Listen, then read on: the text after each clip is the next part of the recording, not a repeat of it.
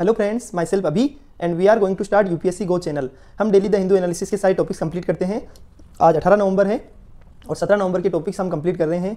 अब आप एक चीज़ समझिए, आज के टॉपिक्स इतने इंपॉर्टेंट है कि मतलब मुझे भी पढ़ाते हुए बहुत मज़ा आ रहा है। एक्चुअली बहुत ज़्यादा इंपॉर्टेंट है। और उसके अलावा एक टॉपिक में आपको आज और चीज़ एक चीज़ और आप समझ लीजिए कि हम एक डेली एक क्वेश्चन दे रहे हैं, वो आजकल थोड़ा सा यूपीएससी से भी रिलेटेड है और अपने माइंडली सेटअप को भी रेडी करने के लिए अच्छा है।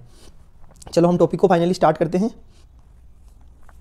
सबसे पहले कल के क्वेश्चन का आंसर है which ocean has the warmest surface temperature. तो इंडियन ओशन उसका आंसर है। जो हमारा इंडियन ओशन है हिंद महासागर, उसका जो सरफेस टेम्परेचर है वो सबसे ज़्यादा वार्मेस्ट है। ठीक है, चलो नेक्स्ट क्वेश्चन सुन लो। कल आज का क्वेश्चन जो which country has the largest area of tropical rain forest. ये क्वेश्चन तो आपको आना ही चाहिए क्योंकि ये एनवायरमेंट से क्वेश्चन पूछा गया है। सिंपल क्वेश्चन है, ज़्यादा बड़ा नहीं है, बट हाँ, which country has the largest area of tropical rain forest. Indonesia, Brazil, Congo और यूएसए।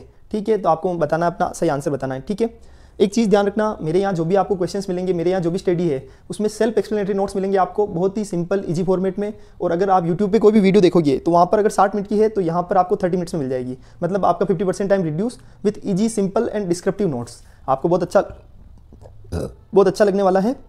तो चलो फाइनली टॉपिक को स्टार्ट करते हैं। देखो आज बहुत सारी न्यूज़ आए हैं। सबसे पहले आज एक न्यूज़ आई है यूनाइटेड नेशन सिक्योरिटी काउंसिल, उन्होंने ह्यूमैनिटेरियन असिस्टेंस पौज की मांग की है। कहाँ पर? गाजा के अंदर। अब एक चीज़ समझो, अभी क्या चल रहा है, इजराइल और पैलेस्तीन का वॉर चल रहा है। वहाँ पर इजराइल और हमास के अंदर वॉर चल रहा है और गाजा पट्टी पर इजराइल ने इतनी एयर स्ट्राइक की है कि गाजा पट्टी तो बिल्कुल एक तरह से बिल्कुल सुना हो गया है। वहाँ की बिल्डिंगें ढहकर एकदम से बिल्कुल प्लेन रोड नहीं हो जाता है, वैसा हो चुका है। तो अभी यूनाइटेड नेशन सिक्योरिटी काउंसिल ने कहा है कि अभी हमको ह्यूमैनिटेरियन पहुंच चाहिए, मतलब वहाँ पर थोड़ा सा युद्ध के अंदर विराम होना चाहिए। तो क्या ये हमारे लिए काम की न्यूज़ है? नहीं, हमारे लिए काम की न्यूज़ है यूनाइटेड नेशन सिक्योरिटी काउंसिल। उसके अलावा और भी टॉपिक्स आए हैं, जैसे एशियान मीटिंग हुई है। राजनाथ सिंह, ये देखिए फोटो के अंदर आपको राजनाथ सिंह नजर आ रहे होंगे, हमारे डिफेंस मिनिस्टर, और एशियान मीटिंग हुई है। तो मतलब क्या इंपॉर्टेंट हो गया? एशियान। तो अब हम आज क्या पढ़ेंगे? एशियान के टॉपिक भी पढ़ेंगे। उसके अलावा देखो second anti piracy petrol in gulf of Guinea over navy. तो गल्फ ऑफ गिनी न्यूज़ में आ गया है। उसके अलावा इसके अंदर आईएनएस सुमेधा को भेजा गया है, इस न्यूज़ में लिखा हुआ है। तो आईएनएस सुमेधा भी काम का है, उसको पढ़ेंगे हम। उसके अलावा एक cryogenic upper stage of LVM 3 makes a re-entry. तो क्रायोजेनिक टेक्नोलॉजी से रिलेटेड है अल्वियम 3, तो लॉन्च व्हीकल मार्क 3। और उसके अलावा बहुत सारे एडिटोरियल आए हैं, आज बहुत सारी चीज़ें आई है। तो हम पढ़ना स्टार्ट करते हैं। चलो सबसे पहले यूनाइटेड नेशन सिक्योरिटी काउंसिल, उसकी स्थापना कब हुई? 1945 के अंदर। किसके द्वारा? तो यूएन चार्टर के द्वारा उसकी स्थापना हुई। इसका ये यूनाइटेड नेशन का प्रिंसिपल ऑर्गन है। देखो यूनाइटेड नेशन, एक तो जो यूनाइटेड नेशन है उसके अंदर यूनाइटेड नेशन जनरल काउंसिल होती है, यूनाइटेड नेशन सिक्योरिटी काउंसिल होती है, यूनाइटेड नेशन ट्रस्टीशिप काउंसिल होती है। उसके अलावा इंटरनेशनल कोर्ट ऑफ जस्टिस, इस तरह 6 प्रिंसिपल ऑर्गन होते हैं। उसमें से एक है यूएनएससी पार्ट है। तो अब हम पढ़ रहे हैं यूएनएससी। उसका हेडक्वार्टर कहाँ है? तो न्यूयॉर्क के अंदर है। कितने मेंबर्स होते हैं? याद रखना 15 मेंबर्स होते हैं। तो उसके अंदर 5 तो होते परमानेंट, सबको पता होगा, लेकिन फिर भी हमारा रिवीजन हो जाएगा। और अगर नहीं पता है तो आपके लिए बहुत अच्छा है कि फटाफट याद हो जाएंगे। 5 तो permanent member, 10 non permanent member. क्या इंडिया परमानेंट मेंबर है? तो इंडिया परमानेंट मेंबर नहीं है। तो फिर परमानेंट मेंबर्स कौन कौन से हैं? तो यूनाइटेड स्टेट्स, मतलब USA, UK, United kingdom, Russia, France और चाइना। 5 याद रखना, यूएस, यूके, रशिया, फ्रांस और चाइना। 5 तो परमानेंट मेंबर है। नॉन परमानेंट मेंबर्स कौन कौन से हैं? तो नॉन परमानेंट मेंबर्स 10 होते हैं। वो हर 2 साल में इलेक्ट होते हैं, यानी रोटेशन बेसिस पे चलता रहता है। अभी हमारा इंडिया भी नॉन परमानेंट मेंबर था और उस टाइम पे इंडिया की दिसंबर 2022 के अंदर इंडिया ने प्रेसिडेंसी भी होल्ड की थी। तो अभी इंडिया नाउ 8% अभी इंडिया यूएनएससी का नॉन परमानेंट मेंबर नहीं है, क्योंकि हमारे 2 साल निकल चुके हैं। प्रेसिडेंसी कौन लेता है? तो ये रोटेट होती है every month among 15 members India. तो जो जितने भी 15 मेंबर्स है उसके अंदर हर महीने प्रेसिडेंसी चेंज होती है। तो दिसंबर 2022 के अंदर इंडिया की प्रेसिडेंसी थी। अब एक चीज़ और समझो, क्या वोटिंग कैसे क्या रहती है? तो एक मेंबर का एक वोट रहता है, मतलब 15 मेंबर है तो 15 वोट होंगे। उसमें परमानेंट 5 हैज वीटो पावर, और उसके अंदर परमानेंट 5 के पास में वीटो पावर होता है। P5 के पास क्या होता है? वीटो पावर होता है। ठीक है, नेक्स्ट। और वो उस वीटो पावर का यूज कैसे कर सकते हैं? जैसे मैं आपको बताता हूँ। चाइना के अंदर अभी क्या हुआ, जैसे एक आतिम असलम नाम के एक व्यक्ति था, आतंकवादी था, टेररिस्ट, या नाम उसको थोड़ा आप चेक कर लेना। उसके अंदर क्या होता है, अपने लिए ये इंपॉर्टेंट नहीं है कौन आतंकवादी था। जैसे पाकिस्तान का एक आतंकवादी था, उसको चाइना ने उसके लिए वीटो लगा दिया। वैसे ही एक बार भारत के अंदर कुछ केस था तो उसके लिए रशिया ने वीटो लगा दिया। इस तरह सभी देश जो अपने अपने फेवर वाले देश होते हैं उनके लिए वीटो लगाते हैं। चाइना का क्या है कि चाइना हमेशा पाकिस्तान को सपोर्ट करता है, तो वो पाकिस्तान के लिए वीटो लगा देता है वहाँ के आतंकवादियों को बचाने के लिए। तो ये सबसे बड़ी चाइना की बहुत बड़ी गलती है। और चाइना के लिए तो फायदा ही है, लेकिन दूसरे देशों के लिए बहुत बड़ी परेशानी है। अभी भारत को परमानेंट मेंबर बनाना है, लेकिन उसमें भी चाइना ने ही अटकाव लगा रखा है। अभी यूएनएससी कमेटी समझ लो, यूनाइटेड नेशन सिक्योरिटी काउंसिल की कौन कौन सी कमेटियाँ और रिजोल्यूशन इंपॉर्टेंट है। एक तो है टेररिज्म से रिलेटेड, याद रखना ये, मतलब जो इनके नंबर है, रिजोल्यूशन नंबर याद रखना है आपको। रिजोल्यूशन 1373 एक तो, और दूसरा है रिजोल्यूशन 1267। ठीक है, और nuclear, chemical and biological weapon से रिलेटेड रिजोल्यूशन कौन सा है? तो रिजोल्यूशन 1540 नॉन प्रोलिफरेशन कमेटी का है ये। तो अभी कौन कौन से काम, एक तो टेररिज्म आतंकवाद से रिलेटेड तो रिजोल्यूशन 1373 और 1267, और न्यूक्लियर और केमिकल एंड बायोलॉजिकल वेपन से रिलेटेड रिजोल्यूशन 1540, ये आपको याद रखना है। अब India and United nation security council, तो इंडिया अभी परमानेंट मेंबरशिप मांग रहा है कि हमको परमानेंट मेंबरशिप मिलनी चाहिए। इंडिया 8 टाइम तक नॉन परमानेंट मेंबर बन चुका है, लेकिन अभी इंडिया बोलता है कि हमें परमानेंट मेंबर बनाओ। तो परमानेंट मेंबर के परमानेंट सीट के लिए उसकी क्या आर्ग्यूमेंट्स है इंडिया की, कि इंडिया ने वर्ल्ड के अंदर 43 पीस कीपिंग मिशंस, यानी जो कि मिशंस ऐसे होते हैं, पीस कीपिंग मिशंस का मतलब क्या होता है कि ऐसे मिशंस जिसके अंदर क्या सिस्टम होता है कि जो दूसरे देश में कहीं पे अगर विद्रोह हो रहा है, किसी देश के अंदर मतलब आंतरिक विद्रोह हो चुका है, तो उनको शांत करने के लिए, या जैसे कहीं पे क्यों मतलब हो चुका है, वहाँ पर सैनिक विद्रोह हो चुका है, इस तरह अगर कहीं पे भी जनता परेशान है किसी भी देश में, तो वहाँ पर यूनाइटेड नेशन का एक पीस कीपिंग मिशन भेजा जाती है, उस फोर्स को भेजा जाता है। और इंडिया ऐसे 43 पीस कीपिंग मिशन के अंदर इंडिया की सेना जा चुकी है। पार्टिसिपेशन इन ह्यूमंस, उसके अलावा ह्यूमंस का पार्टिसिपेशन, मतलब ह्यूमन राइट जो डिक्लेरेशन होता है उसके अंदर इंडिया का पार्टिसिपेशन है। इंडिया ने हमारे यहाँ पे एक बॉडी बना रखी है, ह्यूमन राइट कमीशन, मतलब इंडियन जो नेशनल ह्यूमन राइट कमीशन नाम से बॉडी भी बनी हुई है। तो हम जो ह्यूमन राइट डिक्लेरेशन है उसके अंदर भी हमारा पार्टिसिपेशन है। हम इंडिया की वर्ल्ड के अंदर सबसे बड़ी पॉपुलस कंट्री बन चुके हैं। हमारे यहाँ बहुत सारी डाइवर्सिटी है, आप किसी भी साइड की डाइवर्सिटी देखो, अगर ज्योग्राफिकली भी डाइवर्सिटी देख सकते हो, नेचुरल भी देख सकते हो, कल्चरल डाइवर्सिटी देख सकते हो। इस तरह हमारे यहाँ पर अलग अलग टाइप की डाइवर्सिटी है। हमारी जीडीपी भी, एक्चुअली हम डेवलपिंग कंट्री है और हमारा विजन है कि 2045 तक हम डेवलप्ड कंट्री की ओर बढ़ जाए। इस तरह हमारी जीडीपी भी बहुत बड़ी है, कल्चर के मामले में, पॉलिटिकल सिस्टम के मामले में, सभी मामले में हम स्ट्रॉन्ग है। तो इस तरह इंडिया की रिक्वायरमेंट है कि आप हमें एक परमानेंट मेंबरशिप दो, ठीक है। एक ग्रुप ऑफ 4 कंट्रीज, नाम याद रखना, India, Brazil, Germany and Japan. 4 देशों के नाम है, एक तो इंडिया, एक होता है ब्राजील, जापान और जर्मनी। चारों देशों ने एक G4 नाम से ग्रुप बनाया है। वो क्या करते हैं, एक दूसरे के लिए बीट करते हैं कि एक दूसरे को, यूनाइटेड नेशन इन चारों देशों को परमानेंट मेंबरशिप चाहिए। तो चारों देश जब भी बोलेंगे, एक साथ बोलेंगे कि हमको परमानेंट मेंबरशिप चाहिए। इससे क्या होता है कि जब एक ग्रुप बन जाता है तो उससे क्या होगा, उनका वजन बढ़ जाएगा। अब इशू क्या है, सबसे बड़ा इशू है कि लेस ऑफ रिलेवेंस। अभी क्या होगा, यूनाइटेड नेशन सिक्योरिटी काउंसिल में केवल 5 परमानेंट मेंबर हैं, तो सिर्फ 5 लोगों को ही वीटो पावर दिया गया है। तो एक तरह से साउथ वर्ल्ड को तो बिल्कुल छोड़ ही दिया गया है। आप सोचो, यूएस, यूके, फ्रांस, रशिया और चाइना, ये कहाँ है, ये जो नॉर्थन हेमिस्फीयर है उसी के देश है। साउथर्न हेमिस्फीयर को तो छोड़ ही दिया है। साउथ की जो कंट्रीज है, अफ्रीकन कॉन्टिनेंट, उन देशों में से तो किसी को परमानेंट मेंबरशिप भी नहीं दे रखी है। इसका मतलब क्या हो गया, ये एक तरह से ध्रुवीकरण हो चुका है कि कुछ देशों के पास पावर है, कुछ देश डिसाइड कर रहे हैं। वर्ल्ड की इतनी बड़ी जो इकोनॉमी है, वर्ल्ड की ग्रोथ को कौन डिसाइड कर रहे हैं, उनके रिलेटेड डिसीजन सिर्फ 5 देश ले रहे हैं। तो ये कितना, तो अभी उसका रिलेवेंस खत्म हो चुका है। क्या अभी रशिया यूक्रेन का वॉर हुआ था, अभी इजराइल हमास का वॉर हुआ है, उससे पहले अफगानिस्तान के अंदर भी प्रॉब्लम्स आ गई थी। इस तरह क्या यूएनएससी के बनने के बाद भी क्या यहाँ पूरे वर्ल्ड में शांति हो चुकी, यूनाइटेड नेशन जनरल काउंसिल के आने के बाद भी पूरे विश्व में शांति नहीं हो रखी है। इसका मतलब क्या हो गया कि इनका रिलेवेंस खत्म हो चुका है। लेक ऑफ मल्टीलेटरलिज्म यानी बहुध्रुवीकरण की ओर देश विश्व बढ़ चुका है। Miss use of veto power का मिस यूज मैंने आपको पहले समझा दिया था कि चाइना कैसे मिस यूज करता है। तो इस तरह हमने ये टॉपिक कंप्लीट कर लिया है यूएनएससी। आपको बहुत अच्छे से हमने ये टॉपिक पढ़ा है। चलो नेक्स्ट टॉपिक पढ़ते हैं, गल्फ ऑफ गिनी। अभी आपने सुना ही होगा कि गल्फ ऑफ गिनी किससे रिलेटेड न्यूज़ थी, तो एक गल्फ ऑफ गिनी का मैंने आर्टिकल आपको दिखा दिया था। अब समझो गल्फ ऑफ गिनी के अंदर ये सबसे पहले ये अफ्रीकन कॉन्टिनेंट का एक वेस्टर्न कोस्ट पार्ट है। जो अफ्रीकन कॉन्टिनेंट है उसके अंदर आप समझो कि जो अफ्रीकन कंट्रीज़ है, जो अफ्रीकन कॉन्टिनेंट है, उसका जो सबसे वेस्टर्न जो कोस्ट है उसके अंदर कौन सा है, गल्फ ऑफ गिनी। और ये जो क्या नाम है, ट्रॉपिकल अटलांटिक ओशन है। अटलांटिक ओशन के जो नॉर्थ ईस्ट के अंदर गल्फ ऑफ गिनी आता है और अफ्रीकन कॉन्टिनेंट के वेस्ट के अंदर ये प्राइम मेरिडियन और इक्वेटर के जंक्शन पर मिलता है, उसको बोला जाता है गल्फ ऑफ गिनी। ये नेरो कॉन्टिनेंटल शेल्फ है, यानी ये नेरो कॉन्टिनेंटल शेल्फ है, वहाँ पर ये कॉन्टिनेंटल शेल्फ यानी सी के आकार का बना हुआ है, इसलिए इसको बोला जाता है नेरो कॉन्टिनेंटल शेल्फ। ये कोस्ट लाइन 6000 किलोमीटर की है, अप्रोक्सीमेट इसकी लंबाई कितनी है, 6000 किलोमीटर। ठीक है, नेक्स्ट चीज़ समझो, इसके अंदर वार्म ट्रॉपिकल वाटर होता है एंड लो सेलिनिटी। यहाँ पर वार्म ट्रॉपिकल वाटर पाया जाता है और सेलिनिटी लो होती है। इसके अंदर 16 कंट्रीज, कोस्टल कंट्रीज जुड़ी हुई है, इसकी टच है। तो अभी अगर यूपीएससी में क्वेश्चन आ जाता है गल्फ ऑफ गिनी का, तो आपको ये क्वेश्चन आ सकता है, मैपिंग के अंदर भी क्वेश्चन आ सकता है। तो आपको ध्यान में रखना है कि 16 कंट्रीज जो है वर्ल्ड के अंदर वो इसकी कोस्ट को टच करती है। कौन कौन सी है, एंगोला, बेनिन, कैमरून, ठीक है, Cote d'Ivoire, Congo, Democratic Republic of Congo, Guinea, Equatorial Guinea, Gabon, Nigeria, Ghana, Sierra और लियोने, मतलब सीरा लियोने। इस तरह जो भी ये सारे देश के नाम मैंने बताए हैं, ये कंट्रीज 16 कंट्रीज कहाँ किससे टच करती है, किसको बॉर्डर करती है, तो गल्फ ऑफ गिनी को। और सबसे इंपॉर्टेंट चीज़ याद रखना, जो वर्ल्ड के अंदर पेट्रोलियम रिजर्व है, उसके टोटल पेट्रोलियम रिजर्व का 35% से ज़्यादा कहाँ पर है, गल्फ ऑफ गिनी के अंदर। मोस्ट डेंजरस गल्फ है इसको मोस्ट डेंजरस गल्फ भी बोला जाता है। ये चीज़ आपको समझ में आई गई होगी कि सबसे ज़्यादा डेंजरस गल्फ कौन सा है, तो गल्फ ऑफ गिनी। चलो ये टॉपिक भी समझ में आ गया। अब उस आर्टिकल में एक इंपॉर्टेंट न्यूज़ थी INS सुमेधा, तो INS सुमेधा को भी साथ के साथ समझ लेते हैं। ये थर्ड शिप है of indigenously built Saryu class Naval offshore patrol vessel, यानी जो एक हमारे भारत की आत्मनिर्भर भारत की इंडिजीनियसली बिल्ट यानी हमारी सेल्फ मेड है Saryu class Naval offshore patrol vessel, उसकी थर्ड नंबर की शिप कौन सी है? INS सुमेधा। इसको डिजाइन एंड बिल्ड किया गया है गोवा शिपयार्ड लिमिटेड के द्वारा। चलो ये भी समझ में आ गया। ये 2014 के अंदर इंडियन नेवी के अंदर कमीशन कर दिया गया था इसको। ये कैरी कर सकती है advance light helicopter on board, यानी उसके ऊपर एक एडवांस लाइट हेलीकॉप्टर होता है ना, उसको भी कैरी किया जा सकता है। इतना बड़ा INS सुमेधा है। 2600 टन इसका वजन है, ये याद रखना है आपको ये सारी चीज़ें।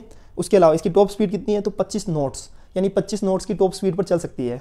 ठीक है, चलो नेक्स्ट चीज़ है बेस्ड इन विशाखापट्टनम। ये विशाखापट्टनम में इसको मतलब वहाँ पर रखा गया है। EEZ ये क्या करता है? सर्विलेंस का काम करता है। उसके अलावा एंटी पायरेसी का काम, जो भी जैसे डकैती हो जाती है कहाँ पे समुद्र के अंदर समुद्री लुटेरे आ जाते हैं, पेट्रोलिंग करने का काम करता है, ऑपरेशन करने का काम करता है। मेरी टाइम सिक्योरिटी को बढ़ावा देने का काम किसका है? INS सुमेधा का। इसके अंदर स्टेट ऑफ आर्ट वेपन भी इसके अंदर लगे हुए हैं, जिसका यूज़ कहाँ जाएगा? पीस एंड सिक्योरिटी के लिए किया जाएगा। और 2 डीजल इंजन का इसके अंदर यूज़ किया गया है। ये चीज़ बहुत इंपॉर्टेंट है, ये तो याद रखनी है आपको। क्या याद रखना है आपको? 2 डीजल इंजन इसके अंदर लगाए गए हैं। और इस टाइप का जो नेवी के अंदर जो 2 इंजन वाला जो डबल इंजन लगे होते हैं, डबल डीजल इंजन, उसके अंदर ये लार्जेस्ट है अपने आप में। तो नेवी के अंदर इस टाइप में ये अपने आप में है सबसे बड़ा लार्जेस्ट है। तो हमने क्या क्या टॉपिक पढ़ लिए? INS सुमेधा पढ़ लिया है, गल्फ ऑफ गिनी पढ़ लिया है। उसके अलावा क्या टॉपिक और समझा है हमने? उसके अलावा यूनाइटेड नेशन सिक्योरिटी काउंसिल को भी समझ लिया है। चलो नेक्स्ट टॉपिक देखो, अनइम्पेंडेंट फ्रीडम ऑफ नेविगेशन वाइटल। ये राजनाथ सिंह जी का कहना है। तो इसके अंदर किससे रिलेटेड है ये टॉपिक? एशियान से रिलेटेड। अब हमको समझना है कि एशियान क्या है। तो association of south east Asian Nations, बहुत मैंने इसको अच्छे से डीप से सारी चीज़ें बताई है, आपको एक एक चीज़ शांति से समझ में आ जाएगी। चलो पढ़ते हैं। सबसे पहले नाम याद रखना, association of south east Asian Nations, यानी हमारा जो इंडिया है उसके जो साउथ ईस्ट के अंदर एशियन कंट्रीज़ है। तो साउथ ईस्ट में कौन कौन सी कंट्रीज़ है? सिर्फ मैं एग्जांपल दे रहा हूँ, जैसे म्यांमार है, थाईलैंड है, लाओस है, वियतनाम है। ठीक है, ये सारी कंट्रीज, इंडोनेशिया है, ये जितनी भी कंट्रीज है ये साउथ ईस्ट के अंदर है। तो अब उसके नाम भी मैं आपको बता दूंगा अभी। इसको 1967 के अंदर एस्टेब्लिश किया गया है। किसको? एशियान जो मतलब कंट्रीज है उनको 1967 के अंदर एस्टेब्लिश किया गया था। कहाँ पे? बैंकॉक थाईलैंड के अंदर। वहाँ पर एक बैंकॉक डिक्लेरेशन को साइन किया गया था, जिसको एशियन डिक्लेरेशन भी बोला जाता है, बैंकॉक डिक्लेरेशन भी बोला जाता है। और उस टाइम पे 5 फाउंडिंग मेंबर्स थे। कितने मेंबर्स थे? 5 फाउंडिंग मेंबर्स, उनके द्वारा इसको साइन किया गया था बैंकॉक डिक्लेरेशन को। ठीक है, उनका नाम क्या था? इंडोनेशिया, याद रखना, मलेशिया, फिलीपींस, सिंगापुर, थाईलैंड। एक तो इंडोनेशिया है, एक मलेशिया है, एक फिलीपींस है, एक सिंगापुर है, थाईलैंड है। मैंने आपको एग्जांपल दिया ही था कि जैसे थाईलैंड हो गया, म्यांमार हो गया, इंडोनेशिया हो गया, वियतनाम हो गया, लाओस हो गया। तो अभी सारी कंट्रीज में बता रहा हूँ आपको कैसे कैसे वो जुड़ी, वो भी मैं समझा दूंगा। लेकिन 5 कंट्रीज शुरुआत की फाउंडिंग मेंबर कौन कौन से थे याद रखने हैं, क्योंकि UPSC can ask any question. Indonesia हो गया, मलेशिया हो गया, फिलीपींस हो गया, सिंगापुर हो गया, थाईलैंड हो गया। चलो ठीक है। अब चेयरमैनशिप रोटेट होती है एनुअली, हर साल इसकी चेयरमैनशिप रोटेट हो जाती है। तो हम कहेंगे कि यार कैसे रोटेशन होता है? जैसे टॉप इसके अंदर 10 कंट्रीज है, उनका जो अल्फ़ाबेटिकल ऑर्डर होता है उसके अंदर इनका रोटेशन होता है। तो based on alphabetical order of English name of member states. ठीक है, एडिशन ऑफ इसके अंदर एक तो ब्रुनेई एडिशन हुई 1984 के अंदर, उसके बाद ब्रुनेई जुड़ गया, उसके बाद वियतनाम जुड़ गया 1995 के अंदर, लाओस एंड म्यांमार जुड़ गया 1997 के अंदर, कंबोडिया जुड़ गया 1999 में। आपको बता दूं कि आपकी जानकारी के लिए कि विश्व का सबसे बड़ा हिंदू मंदिर कहाँ पर है? तो कंबोडिया में। अभी सेकंड न्यू जर्सी के अंदर अभी मतलब ओपन हुआ था, सेकंड लार्जेस्ट। तो ये चीज़ याद रखनी है। तो आप टोटल 10 कंट्रीज कौन कौन सी है? एक तो कंबोडिया, एक लाओस एंड म्यांमार, एक वियतनाम, एक ब्रुनेई। ये इन 5 कंट्री का एडिशन बाद में हुआ था। इंडोनेशिया, मलेशिया, ये सब याद रखने हैं आपको। Indonesia, Malaysia, Philippines, Singapore and Thailand, इन 5 देशों, ये 5 देश इसके फाउंडिंग मेंबर्स थे। कब स्थापना हुई थी? 1967 के अंदर एशियान डिक्लेरेशन के थ्रू। चलो ये टॉपिक कंप्लीट हो गया है। अब इसके अंदर आगे की चीज़ें और भी पढ़ रहे हैं हम। इसका मोटो क्या है? एशियन कंट्रीज़ का मोटो क्या है? जो एशियन ग्रुप है उसका मोटो क्या है? तो 1 विजन, 1 आइडेंटिटी और 1 कम्युनिटी, यानी एक ही सपना, एक ही पहचान और एक कम्युनिटी। क्योंकि इन्होंने खुद को एशियन कंट्रीज बनने का इनको क्या बेनिफिट मिलेगा? एक रीजनल ग्रोथ हो जाएगी। एक तो छोटे छोटी कंट्रीज है ये, इनको ना कोई जानता है, लेकिन जब इनका ग्रुपिंग हो जाएगी तो इनका रोल अपने आप में बढ़ जाता है। आप सोचिए कि जब एक चींटी होती है और एक ग्रुप ऑफ चींटी हो जाता है तो वो बहुत बड़े हाथी को भी पछाड़ सकता है। इस तरह जब छोटे छोटे देश मिलकर ग्रुप बना लेते हैं तो उस रीजनल ग्रुप से सभी लोग दोस्ती रखना चाहते हैं, तभी उसकी वैल्यू बन जाती है। 8 अगस्त को एशियन डे सेलिब्रेट किया जाता है। 8 अगस्त को कहाँ क्या सेलिब्रेट किया जाता है? Asian day. उसके बाद सेक्रेटरीट क्या है? Indonesia, Jakarta. तो इसका सेक्रेटरीट है इंडोनेशिया के अंदर, इसका सेक्रेटरीट है। 2008 के अंदर एक Asian charter come into force 2008 के अंदर। उसके बाद इसके बाद एशियन कम्युनिटी की लॉन्चिंग कब हुई? 2015 के अंदर। एशियन चार्टर कब हुआ? ऑफिशियली एशियन का जो चार्टर आया 2008 के अंदर आया था। अब एशियन समिट भी होती है हर साल में 2 बार होती है। ऐसा कौन बोलता है कि भाई एशियन चार्टर के अंदर स्पेसिफिकली लिखा गया है कि एशियन जो कंट्रीज है उनकी समिट होगी हर साल, 1 साल के अंदर 2 बार होगी। और ये जो एशियन समिट होती है ये supreme policy making body of the ASEAN. ASEAN जो ग्रुप है उसका जो सुप्रीम पॉलिसी मेकिंग बॉडी है वो एशियान समिट के अंदर मतलब वो है एशियान समिट। अब एशियान काउंसिल को समझ लो, एशियान मिनिस्ट्रियल काउंसिल भी है एक, जिसके अंदर 4 न्यू मिनिस्ट्रियल काउंसिल को स्थापित किया गया। किसके थ्रू? एशियान चार्टर के थ्रू। उसके अंदर नाम याद रखना, ASEAN coordinating council, ASEAN political security community council, ASEAN economic community council और ASEAN socio cultural community council. ये चारों काउंसिल का रोल क्या होता है कि एशियन कंट्रीज़ के अंदर एक तो सोशियो कल्चर को बढ़ावा देना, इकोनॉमिकली बढ़ावा देना, पॉलिटिकल सिक्योरिटी को मजबूत करना और उसके अलावा कोऑर्डिनेटिंग काउंसिल यानी एक दूसरे को सहायता करेगी, कोऑर्डिनेट करेगी, सारे देश मिलकर काम करेंगे। ठीक है, तो एशियन काउंसिल समझ लिया है, एशियन समिट समझ लिया है। आपको पता मैं ये सारी चीज़ों को बार बार रिवाइज क्यों करा रहा हूँ आपको अभी, ताकि आपको ये चीज़ें याद हो जाए अभी के अभी, क्योंकि ये चीज़ें बहुत टफ है और यूपीएससी में क्वेश्चन कहीं से भी पूछ सकते हैं। मोटो भी दे सकते हैं स्टेटमेंट में, ये एशियान का मोटो क्या है? 1 विजन 1 आइडेंटिटी 1 कम्युनिटी। तो ऐसा कि ये मोटो है एशियन कंट्रीज़ का, या मोटो दे दिया और नीचे लिख दे, मतलब नीचे स्टेटमेंट में क्वेश्चन आ सकता है कि जैसे ये जो मोटो दिया गया है वो निम्न में से किसका है? एशियान का है, G20 का है, इस तरह ये थीम किस ग्रुप की है? तो ऐसा भी क्वेश्चन आ सकता है। तो यूपीएससी का कोई भरोसा नहीं है, इसलिए थोड़ा सा अपने को डिटेल फॉर्म में पढ़ना पड़ेगा। इसलिए मैं आपको बार बार रिवाइज करा रहा हूँ ताकि बोलते बोलते कि आपने ये चीज़ें पढ़ी है और इन चीज़ों के अंदर ये चीज़ें हैं। बाकी मैं चाहूँ तो इसको एक एक बार में जल्दी से फिनिश भी कर सकता हूँ, लेकिन मैं सोच रहा हूँ जल्दी से फिनिश कर दूंगा तो आपको चीज़ें याद नहीं होंगी। ठीक है, चलो नेक्स्ट पढ़ो। अभी ऑब्जेक्टिव क्या है? तो रीजनल पीस को बढ़ावा देना है, रीजनल ग्रोथ को बढ़ावा देना है, एक्टिव कोलाबोरेशन करना है, क्लोज कोऑपरेशन को मेंटेन करना है, उसके अलावा ट्रेड को एक्सपांशन करना है। ठीक है, ट्रेड का एक्सपांशन करना है, ये टॉपिक समझ लिया। उसके अलावा एशियन कंट्रीज़ कवर करती है, 650 मिलियन पॉपुलेशन रहती है एशियन कंट्रीज़ के बीच में इन 10 कंट्रियों में, और जीडीपी कितनी है इनकी टोटल मिला के? $2.8 ट्रिलियन। तो 2.8 ट्रिलियन $, इनकी जीडीपी है। अब एशियान और इंडिया की रिलेशंस कैसे हैं? तो साउथ ईस्ट जो रीजन है उसके अंदर पीस को बढ़ाने का काम किसका है? दोनों मिलकर करते हैं, दोनों देश, एक तो इंडिया और एशियन ग्रुप, मतलब दोनों group, sorry, India and Asian group. उसके अलावा इकोनॉमिक कोऑपरेशन, जो एशियन कंट्रीज़ है वो इंडिया का, एशियन ग्रुप है वो 4th लार्जेस्ट ट्रेडिंग पार्टनर है इंडिया का, और इनके बीच में एक फ्री ट्रेड एग्रीमेंट भी हो चुका है। गुड्स के अंदर 2009 में हो गया था, और सर्विसेज और इन्वेस्टमेंट के केस में 2014 के साथ 2014 के अंदर हमारा फ्री ट्रेड एग्रीमेंट भी हो चुका है। फाइनेंशियल असिस्टेंस भी हम प्रोवाइड करते हैं किनको? एशियन कंट्रीज़ को, क्योंकि वो बहुत छोटी छोटी कंट्रीज़ है। तो जैसे कि एशियन इंडिया कोऑपरेशन फंड बना हुआ है, ASEAN India science and tech development fund हो चुका है, एशियन इंडिया ग्रीन फंड बना हुआ है। इस तरह अलग अलग फंड्स भी बने हुए हैं। अब कनेक्टिविटी, तो अभी हमने एक प्रोजेक्ट चल रहा है इंडिया का, India Myanmar Thailand trilateral highway, यानी जो इंडिया को म्यांमार से जोड़ेगा, म्यांमार से थाईलैंड, और इस तरह ये ट्राइलेटरल हाईवे बना हुआ है। केला दान मल्टी मॉडल प्रोजेक्ट भी हमने बनाया है। इस तरह 2 कनेक्टिविटी प्रोजेक्ट भी है। साथ के साथ ही हम एक कोशिश कर रहे हैं कि एक मेरीटाइम ट्रांसपोर्टेशन एग्रीमेंट पर साइन करें। किसके बीच में? एशियन ग्रुप और इंडिया के बीच में एग्रीमेंट हो सकता है, पॉसिबिलिटी है, मेरीटाइम ट्रांसपोर्टेशन एग्रीमेंट। और उसके अलावा एशियन ग्रुप में जो इंडोनेशिया में लोग रहते हैं, मैं किसी भी हर चीज़ में मैं न्यूट्रल रहता हूँ, बट मैं आपको एक चीज़ समझाना चाह रहा हूँ। जैसे इंडोनेशिया में भी राम कथा होती है और हमारे इंडिया के अंदर भी भगवान श्री राम को पूजा जाता है, तो इस तरह लोगों के बीच में पीपल टू पीपल रिलेशन भी बने हुए हैं, कल्चरल रिलेशन भी एशियन ग्रुप के अंदर बने हुए हैं। इंडोनेशिया में अभी भी रामायण होती है, वहाँ एक्चुअली मुस्लिम लोग ज़्यादा रहते हैं, लेकिन वहाँ पर अभी भी रामलीला का आयोजन होता है। ऐसा इसलिए होता है ताकि क्या होता है, तो इस तरह दोनों देशों के अंदर पीपल टू पीपल रिलेशंस भी बहुत ज़्यादा है।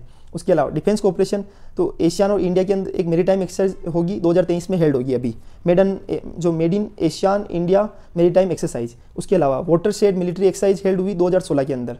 कौन सी? Water shed military exercise. उसके बाद significance for each other in connectivity, और दोनों के लिए कनेक्टिविटी के लिए एक दूसरों के लिए बहुत ज़्यादा सिग्निफिकेंस यानी महत्व रखते हैं। इस तरह हमने एशियन को पढ़ लिया है, INS सुमेधा को पढ़ लिया है, गल्फ ऑफ गिनी को भी समझा है। चलो नेक्स्ट टॉपिक समझो, cryogenic upper stage of LVM 3 makes a re-entry. आपने देखा होगा कि रॉकेट होता है, तो रॉकेट कैसे क्या होता है? वो 3 पार्ट्स में होता है, एक तो ऊपर नीचे और उसकी 2 साइड में पेलोड लगे होते हैं। ठीक है, तो उसको हम समझेंगे। तो सबसे पहले लॉन्च व्हीकल मार्क थी, उसके अंदर एक है launch vehicle of ISRO. ISRO के अंदर जो मतलब इसरो के अंदर कौन कौन से लॉन्च व्हीकल हैं? होने में तो 5 से 6 टाइप के होते हैं, पर लेकिन हम जो खास है उनको पढ़ने जा रहे हैं। एक तो पोलर सैटेलाइट लॉन्च व्हीकल, जो नॉर्थ पोल और साउथ पोल उस पर क्या करता है? लॉन्च करने का काम कर। ये लॉन्च व्हीकल किसको, मतलब जो हमारा सैटेलाइट होता है उसको पोलर नॉर्थ पोल और साउथ पोल, जो अर्थ का नॉर्थ पोल और साउथ पोल पर छोड़ने का काम करता है। ये 3.8 टन के लो अर्थ ऑर्बिट तक, मतलब 3.8 टन की कैपेसिटी को उठा सकता है। इसको बोला जाता है पोलर सैटेलाइट लॉन्च व्हीकल। उसके बाद होता है जियो स्टेशनरी, मतलब जो जियो सिंक्रोनस होता है ना launch vehicle, geostationary launch vehicle, उसको बोलते हैं GSLV। To launch heavier payload, यानी हेवियर पेलोड को लॉन्च करने का काम किसका होता है? GSLV रॉकेट का। ये हाई ऑर्बिट के अंदर होता है। ठीक है, उसके अलावा एल्वियम 3 इज मोस्ट पावरफुल। इसके अंदर भी एल्वियम जो लॉन्च व्हीकल मार्क 3 है, जो हमने ऊपर देखा है उसका, वो इसमें सबसे GSLV का ही पार्ट है। उसके अलावा small satellite launch vehicle, small satellite launch vehicle ये 3 स्टेज लॉन्च व्हीकल होता है, और ये लॉन्च करता है स्मॉल सैटेलाइट को। जो 500 किलो के जो सेटेलाइट होते हैं ना, उनको भी अंतरिक्ष में भेजने का काम कर सकता है। चलो अल्वियम 3, अब इस चीज़ को समझ लो। अल्वियम 3 का मतलब होता है लॉन्च व्हीकल मार्क 3। ये इसके अंदर 3 स्टेज होती है, first stage, second stage, third stage. First यानी नीचे नीचे जिसको बोला जाता है बॉटम मोस्ट स्टेज, और ये जो दोनों साइड के जो दो S-200 बूस्टेड स्ट्रेप लगे होते हैं साइड ऑफ द रॉकेट, यानी रॉकेट के दोनों साइड में कौन से लगे होते हैं, S-200 बूस्टर स्टेप्स, ठीक है।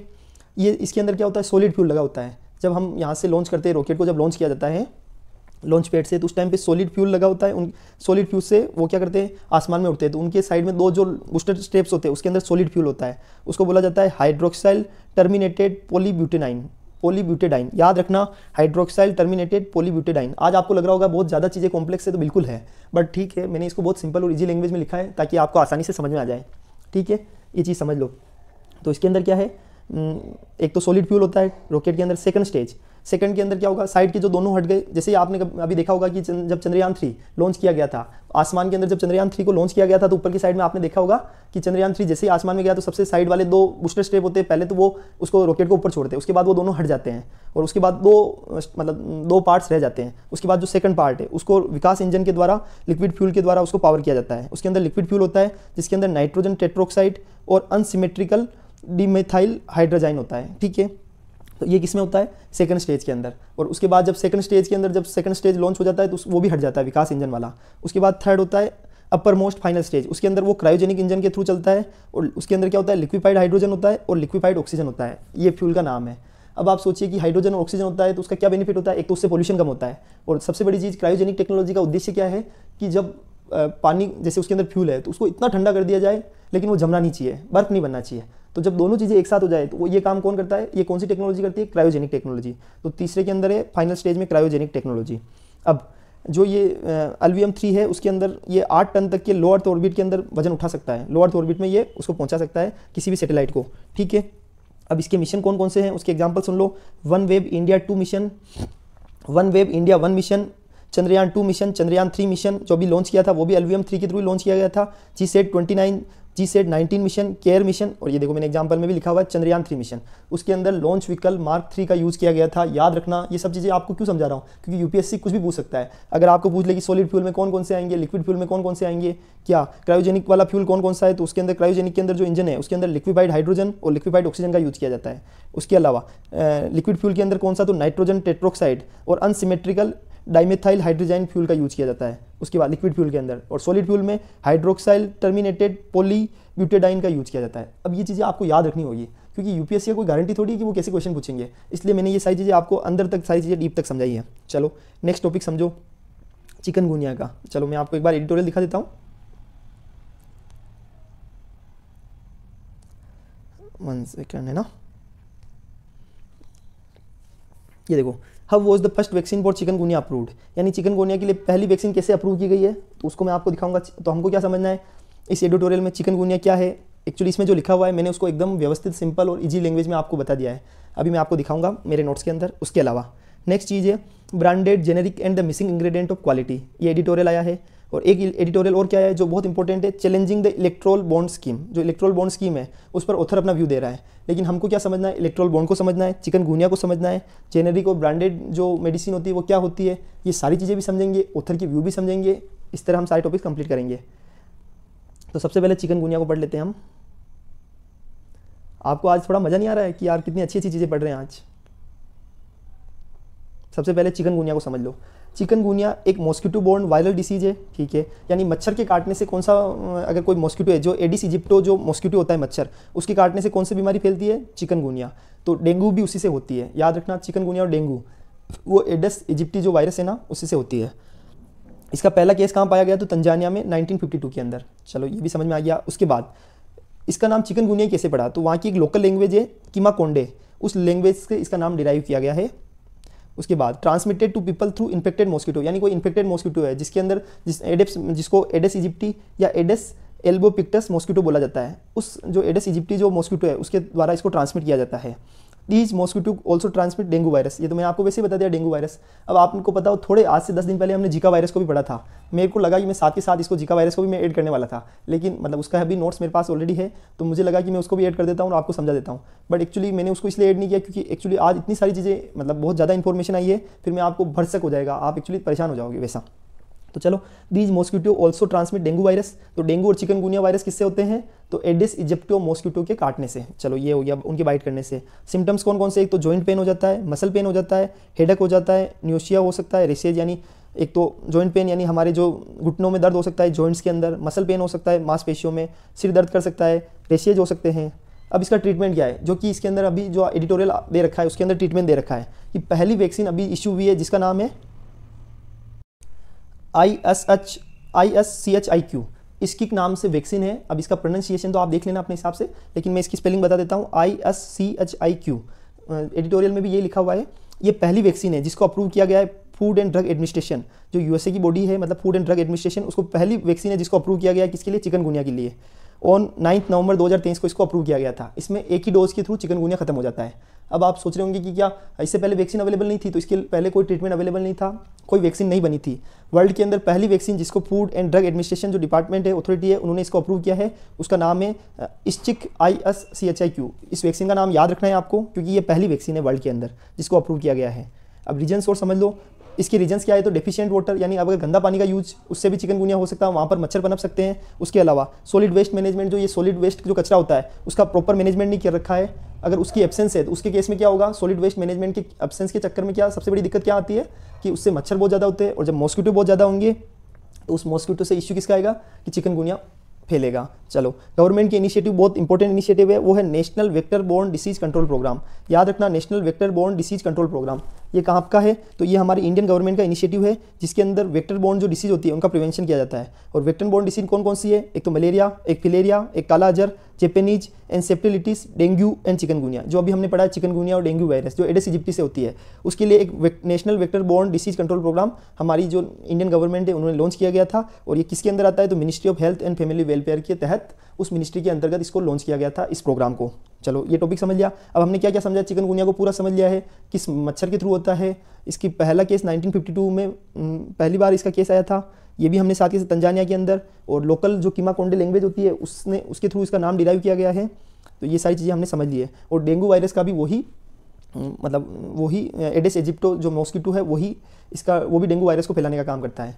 ठीक है, तो ये चीज़ हमने समझ ली। अब आपको मैं ये चीज़ क्यों बता रहा हूँ? क्योंकि जैसे जो एडिटोरियल आया है उसके अंदर इन्होंने ये लिखा है कि चिकनगुनिया क्या है, तो चिकनगुनिया को हमने समझ लिया। उसके बाद जो वैक्सीन है उसको अप्रूव किया गया है इसके बारे में भी मैंने आपको ट्रीटमेंट दिखा दिया है। अगर इससे पहले हम टॉपिक पढ़ते तो वहाँ पर कोई ट्रीटमेंट अवेलेबल नहीं था, लेकिन नाउ ट्रीटमेंट अवेलेबल है, इसलिए अब आप अपने नोट्स को भी अपडेट कर सकते हैं जिसके अंदर आप वैक्सीन का नाम लिख सकते हैं ISCHIQ। ठीक है, ये टॉपिक कंप्लीट हो गया है। चलो नेक्स्ट टॉपिक पढ़ते हैं। नेक्स्ट एडिटोरियल मैंने आपको दिखाया था branded generic and missing ingredient of quality. अब एक चीज़ समझो, ऑथर कहता है कि अभी क्या हुआ है कि जो हमारी नेशनल मेडिकल काउंसिल है उन्होंने मैं उसके पहले आपको एडिटोरियल समझा देता हूँ। उसके अंदर क्या हुआ है? चलो, एडिटोरियल से पहले आपको छोटी सी चीज़ें समझाना जरूरी है। ऑथर बोलता है कि हमारी जो नेशनल मेडिकल काउंसिल है उसने अभी जस्ट थोड़े टाइम पहले अगस्त के अंदर क्या घोषणा की कि सारे डॉक्टर्स को डायरेक्ट किया कि आप सबको सभी पेशेंट्स को क्या करना है? केवल जेनेरिक मेडिसिन ही प्रिस्क्राइब करनी है, आपको ब्रांडेड मेडिसिन प्रिस्क्राइब नहीं करनी है, क्योंकि ब्रांडेड मेडिसिन बहुत ज़्यादा महंगी होती है। ठीक है, ऐसा तो उसका बहुत ज़्यादा प्रोटेस्ट चल रहा है। डॉक्टर्स बोल रहे हैं कि अगर आप जेनेरिक मेडिसिन के लिए बोल रहे हो हम उसको प्रिस्क्राइब भी कर देंगे, लेकिन एक्चुअली में उनकी क्वालिटी अच्छी नहीं है, तो फिर क्या करेंगे? तो अभी इस चीज़ को समझने से पहले जो ऑथर बोलता है उससे पहले हम ये समझ लेते हैं जेनेरिक मेडिसिन क्या होती है, ब्रांडेड मेडिसिन क्या होती है। तो सब ब्रांडेड मेडिसिन कौन सी होती है? जिसका जैसे कोई भी न्यू मेडिसिन अगर किसी को रिसर्च की गई और उसका फिर क्या होता है कि जो कंपनीज होती है वो उसको पेटेंट करवा देती है 10 साल के लिए या 20 साल के लिए। तो जब तक वो पेटेंट है उस मेडिसिन का तब तक तो वो ब्रांडेड मेडिसिन उसको बोला जाएगा, और वो बहुत ज़्यादा महंगी होती है क्योंकि उन पर बहुत ज़्यादा रिसर्च की हुई होती है। ठीक है, लेकिन जेनेरिक मेडिसिन चीपेस्ट होती है। उसका रीज़न क्या होता है कि जो जिस ब्रांडेड मेडिसिन जिसका पेटेंट ले रखा है वो जब 10 से 20 साल उनको निकल जाते हैं, उनका जब पेटेंट एक्सपायर हो जाता है उसके बाद क्या वो जेनेरिक कैटेगरी में चली जाती है। उसी जो स्पेशल मेडिसिन जो ब्रांडेड मेडिसिन है उसको कॉपी कर लिया जाता है, उसकी जो सारी जो भी फॉर्मूला है उसको कॉपी करने के बाद उसमें सिर्फ 1-2 सॉल्ट को चेंज किया जाता है, सिर्फ छोटी सी मात्रा को चेंज कर दिया जाता है, और वो क्या बन जाती है? Generic medicine. वो चीपेस्ट होती है, बहुत सस्ती होती है क्योंकि वो कॉपी पेस्ट होती है, उनमें कोई रिसर्च एंड डेवलपमेंट पर पैसा खर्च किया गया नहीं है, क्योंकि वो उन्होंने पूरा के पूरा जो ब्रांडेड मेडिसिन है उसको कॉपी कर लिया गया है उसके अंदर। तो copied after expiry of patent of branded medicine, यानी जो ब्रांडेड मेडिसिन होती है उसको कॉपी पेस्ट मार लिया जाता है उसके पेटेंट को। ठीक है, और ऑन कॉपी बेस्ड, और ये पूरी कॉपी बेस्ड होती है, उसमें कोई रिसर्च एंड डेवलपमेंट नहीं होती है। तो ये चीज़ आपको समझ लेनी है, ठीक है। चलो अब इसके अंदर मेन पॉइंट समझ लो। Consumer want to know everything about medicine. अभी क्या हो गया कि ऑथर कहना चाहता है कि ऑथर कहता है कि कंज्यूमर खुद एल्कोहल पी रहा है, सिगरेट पी रहा है, उससे उसको कोई मतलब नहीं है। लेकिन अगर वो मेडिकल की दुकान पे जाएगा, अगर वो मेडिकल की शॉप पे जाएगा तो उसको पूरी जानकारी लेनी है कि इस जेनेरिक मेडिसिन में कौन कौन से सॉल्ट मिले हैं, क्या ये क्वालिटी वाली है या नहीं है, वो है या नहीं है, ये है या नहीं है। इस तरह ऑथर कहना चाह रहा है कि कंज्यूमर जानना तो सारी चीज़ें चाहता है, लेकिन जब वो खुद एल्कोहल पी रहा है, सिगरेट पी रहा है, तो उस टाइम पे उसको सारी चीज़ें नज़र नहीं आती है, ऐसा ऑथर बोल रहा है। उसके बाद ऑथर ने एक दो चीज़ें और बोली है कि नेशनल मेडिकल काउंसिल ने अभी डायरेक्ट किया है सारे डॉक्टर्स को कि आप जेनेरिक मेडिसिन को प्रिस्क्राइब करो। तो अगर डॉक्टर्स जेनेरिक मेडिसिन ही प्रिस्क्राइब करेंगे, लेकिन बहुत सारे केस ऐसे होते हैं जहाँ पर जेनेरिक मेडिसिन का इफेक्ट बिल्कुल नील होता है, नेग्लिजिबल होता है, तो उस केस में डॉक्टर तो ब्रांडेड मेडिसिन को प्रिस्क्राइब ही नहीं कर सकता है। तो फिर उस पेशेंट का क्या होगा, उसकी हेल्थ के साथ में तो आप एक तरह से खिलवाड़ कर रही है नेशनल मेडिकल काउंसिल, ऐसा ऑथर बोलना चाह रहा है। तो डॉक्टर्स के द्वारा भी प्रोटेस्ट किया गया है। डॉक्टर्स बोल रहे हैं कि आप या तो इनकी जेनेरिक मेडिसिन की क्वालिटी को बढ़ाओ, हमारे यहाँ पर जो हमारी गवर्नमेंट है उसको इंश्योर करना चाहिए। ऐसा ऑथर बोलता है कि गवर्नमेंट को इंश्योर करना चाहिए कि आप जेनेरिक मेडिसिन की क्वालिटी को बढ़ाओ। उसकी जो मैन्युफैक्चरर, कितनी बार हमने देखा है कि जो जेनेरिक मेडिसिन के मैन्युफैक्चरर होते हैं वो इतनी घटिया क्वालिटी की जेनेरिक मेडिसिन बनाते हैं जिसको डॉक्टर प्रिस्क्राइब तक नहीं कर सकता, क्योंकि उसका कुछ इफेक्ट ही नहीं होता है। तो ऐसा ऑथर कहता है कि या तो आप ऐसे क्वालिटी टेस्ट पास करवाओ कि 3 से 4 क्वालिटी टेस्ट होने चाहिए किसके, जेनेरिक मेडिसिन के केस में, जिससे मैन्युफैक्चरर क्या होगा, उन टेस्ट को पास करेगा तभी उनकी जो जेनेरिक मेडिसिन है वो मार्केट में आ सकती है, और डॉक्टर भी उससे सेटिस्फाई होगा और मार्केट में पेशेंट को इशू कर सकता है वो मेडिसिन। तो quality of generic medicine sometimes very low, effect on patient is very low, ये मैंने आपको समझा दिया है। तो गवर्नमेंट को क्वालिटी टेस्ट को इंश्योर करना चाहिए, जो कि कौन पास करेगा, जेनेरिक मैन्युफैक्चरर के द्वारा। जेनेरिक मेडिसिन के जो मैन्युफैक्चरर होते हैं उनके द्वारा उनको पास किया जाना चाहिए। अब इन generic medicine quality and price both should be satisfied, यानी जो क्वालिटी और जो प्राइस होती है दोनों ही सेटिस्फाइड होनी चाहिए। और कौन सेटिस्फाइड होना चाहिए, उससे डॉक्टर सेटिस्फाई होने चाहिए कि एक्चुअल में इसकी क्वालिटी अच्छी है और प्राइस भी सही है। तो उससे क्या होगा कि जो नॉर्मल हमारे सिटीजन्स है, इंडियन सिटीजन्स, वो उसको सस्ते रूप में चीपली, मतलब जो चीप कॉस्ट पर उसका क्वालिटी वाला प्रोडक्ट उनको मिल सके, ताकि उनकी हेल्थ पर भी एक्चुअल में उसको फायदेमंद रहे और ऐसा सब कुछ पॉसिबल हो सके। तो ये तभी पॉसिबल होगा जब गवर्नमेंट इसके लिए कुछ इनिशिएटिव लेगी। गवर्नमेंट जेनेरिक मेडिसिन के केस में मैन्युफैक्चरर पर लगाम लगाएगी, क्वालिटी टेस्ट टाइप के जो रेगुलेशंस होते हैं उनको जब अप्लीकेबल करेगी, इंप्लीमेंट करेगी, तभी सारी चीज़ें पॉसिबल हैं। तो इस तरह ये टॉपिक भी हमने समझ लिया है। चलो, ये एडिटोरियल समझ में आ गया होगा। अब एक एडिटोरियल बहुत ही इंपॉर्टेंट है, बहुत ही शानदार है, इसको समझ लेते हैं। Challenging the electoral bond scheme. तो ऑथर की व्यू समझेंगे, उससे पहले इलेक्ट्रॉनिक बॉन्ड को समझ लेते हैं कि इलेक्ट्रोल बॉन्ड होता क्या है। तो इलेक्ट्रोल बॉन्ड क्या होता है, एक फाइनेंशियल इंस्ट्रूमेंट है for making donation to political party, जिसके द्वारा क्या किया जाता है, डोनेशन दिया जाता है किसको, पॉलिटिकल पार्टीज़ को। अब पॉलिटिकल पार्टीज़ को बॉन्ड्स कैसे इशू किए जाते हैं, इस केस में देखो, सबसे पहले तो एक इलेक्ट्रोल बॉन्ड होता है, वो इशू किए जाते हैं मल्टीपल ऑफ ₹1000, ₹10,000, ₹1,00,000, ₹10,00,000, यानी जो 1000 की जो मल्टीपल्स होते हैं उसके अंदर इन बॉन्ड्स को इशू किया जाता है, जिसमें ₹1 crore without any maximum limit. उसकी कोई मैक्सिमम लिमिट नहीं है। अगर किसी व्यक्ति को इलेक्ट्रॉनिक बॉन्ड चाहिए तो वो क्या करेगा, जैसे नोटिफाइड बैंक है वहाँ पर जाएगा। इसका प्रोसीजर मैं आपको समझा देता हूँ। उसके बाद स्टेप्स ऑफ इलेक्ट्रोल बॉन्ड, सबसे पहले क्या होगा कि जिस व्यक्ति को पेमेंट करना है इलेक्ट्रोल बॉन्ड, तो गवर्नमेंट के द्वारा कुछ नोटिफाइड बैंक को चूज किया जाएगा कि इनके थ्रू ही आप इलेक्ट्रोल बॉन्ड का पेमेंट कर सकते हो। तो उसके अंदर अभी एक नोटिफाइड बैंक का नाम क्या है, स्टेट बैंक ऑफ इंडिया, उसको नोटिफाई कर रखा है सेंट्रल गवर्नमेंट ने। तो नोटिफाइड बैंक क्या करते हैं, इलेक्ट्रोल बॉन्ड इशू करते हैं। डोनर क्या करेगा, इलेक्ट्रोल बॉन्ड इशू बाई करेगा using a cheque digital payment, वो डिजिटल पेमेंट और चेक के थ्रू पेमेंट करेगा बैंक को, वहाँ से एक इलेक्ट्रोल बॉन्ड ले लेगा। उस इलेक्ट्रोल बॉन्ड को वो किसको देगा, पॉलिटिकल पार्टी को, कि आप पार्टी को दे देगा जो भी जिसको भी वो मतलब डोनेशन करना चाहता है, वो भी स्पेसिफाइड टाइम फ्रेम के अंदर। और उसके बाद क्या होगा, जब वो पार्टी उस डिपॉजिट करेगी उस बॉन्ड को डेजिग्नेटेड मतलब अकाउंट के अंदर, जो कि इलेक्शन कमीशन के पास ऑलरेडी होती है, उसी अकाउंट के अंदर पॉलिटिकल पार्टी उस चेक को जब इलेक्ट्रोल बॉन्ड को अप्लाई करेगी, डिपॉजिट करवाएगी, तो उसका पैसा किसको ट्रांसफर हो जाएगा, पॉलिटिकल पार्टी को। तो इसके बाद ये चीज़ देखो, SBI is authorise to issue and encash these bonds which are valid for 15 days from the date of issuance, यानी SBI इशू कर देगा। उसके बाद जैसे ही इसको पॉलिटिकल पार्टी को दिया जाएगा, उसको 15 दिन के अंदर उसको इलेक्ट्रोल बॉन्ड को लगाना है। अगर 15 दिन के अंदर इलेक्ट्रोल बॉन्ड कंप्लीट नहीं होता है तो फिर ये कोई मतलब का नहीं है, वो इलेक्ट्रोल बॉन्ड बेकार हो जाएगा। तो जिस दिन हमने इलेक्ट्रोल बॉन्ड मिला है उससे 15 दिन के अंदर वो एनकेश होना चाहिए। ठीक है, ये चीज़ आपने देख ली है, मैंने आपको पूरा प्रोसीजर समझा दिया है। अब आगे देखो, electoral bond are redeemable in the designated account of registered political party, यानी रजिस्टर्ड जो पॉलिटिकल पार्टी होती है उसके डेजिग्नेटेड अकाउंट के अंदर ही रिडीमेबल होंगे। और डेजिग्नेटेड अकाउंट की डिटेल किसके पास होगी, इलेक्शन कमीशन ऑफ इंडिया के पास। Bonds are available for purchase by any person, उनको परचेज कर सकता है जो कि इंडिया का सिटीजन होना चाहिए या इनकॉर्पोरेट या एस्टेब्लिश्ड इन इंडिया, यानी कोई भी ऐसी बॉडी या कोई भी ऐसी कंपनी, कोई भी ट्रस्ट हो सकता है, कोई भी जो भी एक मतलब इंडिया के सिटीजन्स है या इंडिया के अंदर वो उसकी स्थापना हुई है, एस्टेब्लिशमेंट हुई है, तो वो उस बॉन्ड को परचेज कर सकता है। और कब परचेज कर सकता है? For a period of 10 days each in the month of, या तो जनवरी, अप्रैल, जुलाई और अक्टूबर, ये जो 4 महीने हैं हर क्वार्टर का जो फर्स्ट मंथ है, देखो जनवरी, फरवरी, मार्च में जनवरी हो गया, अप्रैल हो गया, उसके बाद जुलाई हो गया और उसके बाद अक्टूबर आ गया। इन चारों महीने के जो पहले 10 दिन होते हैं, for a period of 10 days, इन चारों महीने के पहले 10 दिन के अंदर आप इलेक्ट्रोल बॉन्ड को खरीद सकते हो, कोई भी व्यक्ति खरीद सकता है। और उसको मतलब और सेंट्रल गवर्नमेंट चाहे तो और भी डेट स्पेसिफाई कर सकती है जब इलेक्ट्रोल बॉन्ड को इशू किया जाएगा। Electoral bond can be purchase single और जॉइंटली, यानी एक व्यक्ति चाहे तो खुद अकेला या 2 से 3 व्यक्ति मिलकर भी इलेक्ट्रोल बॉन्ड को खरीद सकते हैं, मिलकर भी। Donors name is not mentioned in bond, और सबसे खास बात इस इलेक्ट्रोल बॉन्ड की क्या होती है कि इस पर डोनर का नाम नहीं होता है, कि डोनर का नाम मेंशन नहीं होता है, मतलब पता नहीं चलता कि किसने डोनेशन किया है, ठीक है। नीदर द डोनर, यानी न तो डोनर न ही political parties obligated to reveal whom the donation comes from, यानी किस व्यक्ति से डोनेशन आया है इसकी बताने की डिटेल बताने की जरूरत नहीं है, ना तो वो पर्सन बताएगा और ना ही पॉलिटिकल पार्टी बताएगी। कंडीशंस क्या है? तो इलेक्ट्रोल बॉन्ड है जो donation is received only by registered party under रोपा एक्ट। तो अभी आप एक चीज़ और समझिए, इसकी क्या कंडीशन है? जो इलेक्ट्रोल बॉन्ड स्कीम है, हमने ये तो बता दिया, पर इलेक्ट्रॉनिक बॉन्ड के थ्रू डोनेशन किस किस पार्टी को दिया जा सकता है? तो केवल उसी पार्टी को दिया जा सकता है जो कि रजिस्टर्ड पार्टी है, किसके अंदर? रिप्रेजेंटेशन ऑफ पीपल एक्ट 1951 के अंदर जो रजिस्टर्ड है, और जो सिक्योर करती है 1% of votes polled in previous election, यानी जो पिछला इलेक्शन हुआ है जिसके अंदर टोटल वोट्स का 1% वोट्स अगर उसने सिक्योर किए हैं उस पॉलिटिकल पार्टी ने, तो वो पॉलिटिकल पार्टी इस टाइप के इलेक्ट्रोल बॉन्ड के थ्रू डोनेशंस को एक्सेप्ट कर सकती है। बाकी पॉलिटिकल पार्टी इलेक्ट्रॉनिक बॉन्ड के थ्रू डोनेशन को एक्सेप्ट नहीं कर सकती है। फॉर इलेक्ट्रोल बॉन्ड जो amount can be paid through cheque और डिमांड ड्राफ्ट, यानी जो भी अमाउंट आप पे करोगे वो किसके थ्रू पे करोगे? या तो चेक के थ्रू पे की जाएगी या डिमांड ड्राफ्ट या डीडी के थ्रू ही पे कर सकते हो। ऐसा नहीं है कि आप उसको कैश में पे कर रहे हो एसबीआई के अंदर और फिर वो इलेक्ट्रोल बॉन्ड इशू कर देंगे, नहीं, आपको एसबीआई के अंदर चेक या डिमांड ड्राफ्ट के थ्रू पे करना पड़ेगा, उसके बाद एसबीआई क्या करेगा? आपको इलेक्ट्रोल बॉन्ड इशू कर देगा। तो ये टॉपिक समझ लिए हैं। अब ये पूरा इलेक्ट्रोल बॉन्ड मैंने आपको अच्छे से समझा दिया है। अब ऑथर क्या बोल रहा है? बस ऑथर ने इसमें ज़्यादा कुछ खास नहीं बोला है। ऑथर ये बोलना चाह रहा है कि इलेक्ट्रोल बॉन्ड के अंदर क्या सिस्टम बना रखा है कि इससे क्या होता है, फंडामेंटल राइट्स का वायोलेशन है। किसका? हमारे सिटीजन्स का। कैसे? क्योंकि उनको यही पता नहीं है कि डोनर कौन है। डोनी का तो पता चल जाता है, जैसे पॉलिटिकल पार्टी किस पॉलिटिकल पार्टी को मिल रहा है उसका पता नहीं है, कौन डोनर है उसका पता नहीं चल रहा है, कौन बिजनेसमैन कितना पेमेंट कर रहा है इसका हमको पता नहीं है। इस तरह ये तो एक तरह से क्या गोपनीयता का सिस्टम बन गया है, एनोनिमस डोनेशन।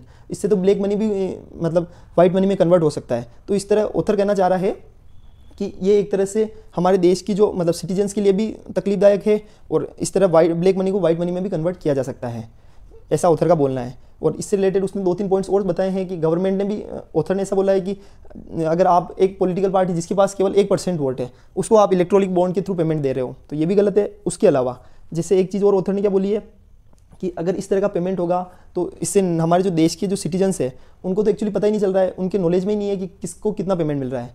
तो ये एक तरह से बहुत ही गलत है और ये हमारी डेमोक्रेटिक जो कंट्री है, जो लोकतांत्रिक कंट्री है, उसके नियमों के तहत नहीं है। तो हमें ऑथर का ये कहना है कि इलेक्ट्रॉनिक बॉन्ड अभी क्या है, उसने ये ऐसा क्यों मतलब एडिटोरियल आया है क्योंकि अभी सुप्रीम कोर्ट के अंदर कुछ लोगों ने पिटीशन लगाई है कि इलेक्ट्रॉनिक बॉन्ड के अंदर डोनर का नाम भी पता चलना चाहिए और डोनी का नाम भी पता चलना चाहिए। और सुप्रीम कोर्ट ने इसके लिए 5 जजों की बेंच भी बना दी है। तो इसलिए ये एडिटोरियल आया है। तो मैंने आपको एडिटोरियल से रिलेटेड सारी चीज़ें समझा दी है। क्या क्या समझा दिया है? एक तो इलेक्ट्रोल बॉन्ड समझा दिया है बहुत अच्छे से। उसके अलावा ऑथर के 1-2 व्यू है जिसका कोई सेंस नहीं है बट फिर भी मैंने समझा दिया है आपको, क्योंकि उसने ये बोला है कि ये फंडामेंटल राइट्स का वायोलेशन है, ये है वो है, तो ये हमारे लिए काम की नहीं है। हमारे लिए न्यूज़ एक्चुअल में इलेक्ट्रोल बॉन्ड ही काम का है, बट फिर भी मैंने आपको ऑथर के 2-3 व्यू बता दिए हैं। चलो ठीक है, अब नेक्स्ट टॉपिक समझो।